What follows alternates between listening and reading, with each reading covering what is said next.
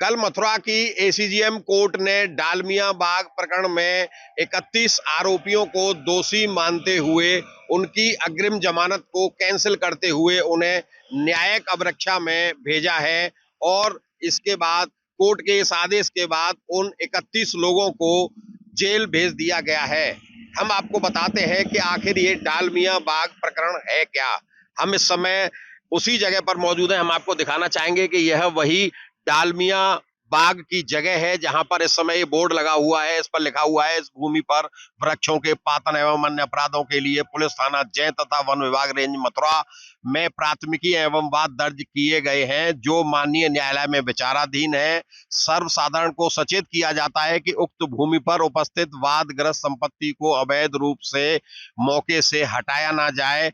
इन पेड़ों को यहाँ से हटाया ना जाए, इनको यहाँ से चोरी ना किया जाए। हम बताते हैं कि यह पूरा मामला है क्या। डालमिया बाग यहाँ पर वृंदावन और छठीकरा रोड पर एक स्थित बाग था। यहाँ पर 18/19 सितंबर की रात को कुछ लोगों ने इसकी बाउंड्री वाल को तोड़ते हुए इस जमीन में प्रवेश किया और जेसीबी और पोकलैन की मदद से यहाँ पर खड़े 454 हरे भरे पेड़ों को काटना शुरू कर दिया और कुछ ही घंटों में यहाँ से इन पेड़ों को धराशाही कर दिया गया। इन पेड़ों को कटने की इतनी बड़ी घटना होने के बाद भी मथुरा का शासन प्रशासन सोता रहा और पेड़ काटने वालों के खिलाफ कोई भी कानूनी कार्रवाई नहीं की। माधव कृष्ण चतुर्वेदी, भक्ति मंदिर वृंदावन से हूँ। ये डालमिया प्रकरण जो हुआ था, ये जगह है पूरी, ये पूरा क्या मामला है?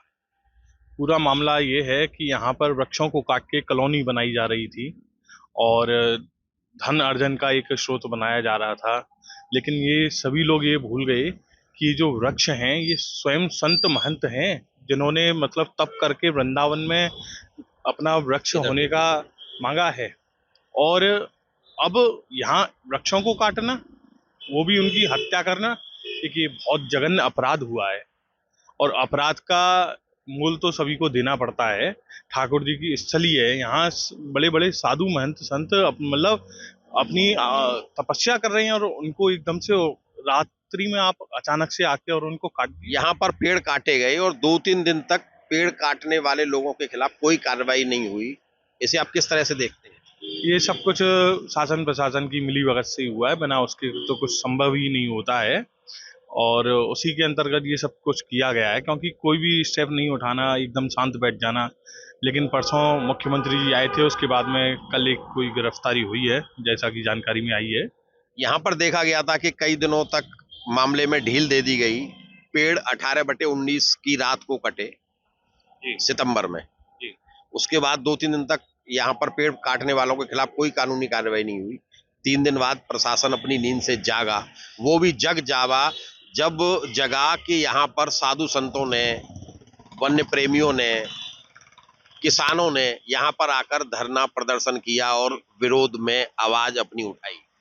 जी बिल्कुल, आप सही कह रहे हैं। जब कुछ मीडिया वाले आए हैं और साधु संत आए हैं, तब जाके ही उनकी नींद टूटी है, क्योंकि उससे पहले तो वो उन्हीं की नींद में लीन थे जो यहाँ वृक्ष काट रहे हैं। क्या लगता है आपको पूरा मामला किस तरह का रहा हो? पूरा मामला आप सभी के सामने है, अब तो उजागर हो चुका है कि यहाँ पर कॉलोनी बनाई जा रही थी और उसी के लिए सारे पेड़ों की हत्या जो की गई है। क्योंकि आप देखिए, भगवान कृष्ण स्वयं कहते हैं कि मैं तो खुद पेड़ लगाता हूँ, और एक पेड़ लगाना मतलब आप निसंतान नहीं कहेंगे। 10 कूप समावापी 10 वापी समुद्रमा, आप 10 कुएं नहीं बना सकते, तालाब नहीं बना सकते। एक वृक्ष लगाएंगे तो कोई भी जो निसंतान है वो निसंतान नहीं कहलाएगा, उसको संतान की प्राप्ति होती है। और उस आप किसी के वृक्ष में मतलब किसी का पुत्र है, कोई संत है, आप उनको उखाड़ के काट रहे हैं, जघन्य अपराध है।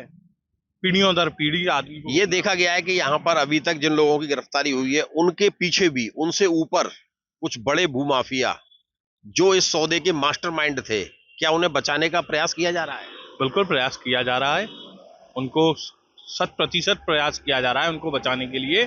और लेकिन बचेंगे नहीं। यहाँ से बच गए तो ठाकुर जी की जो दृष्टि है उससे नहीं बचेंगे, क्योंकि ठाकुर जी के संत महंत और अंग आके यहाँ पर तपस्या कर रहे थे, राधा रानी और कृष्ण भगवान की स्थली में।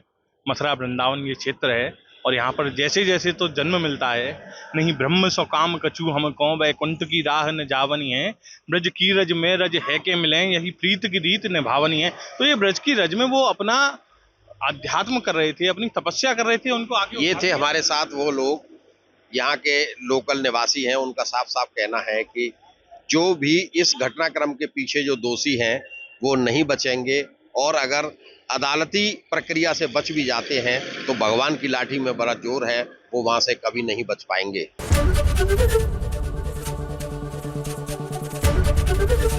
एबीपी गंगा, खबर आपकी, जुबान आपकी।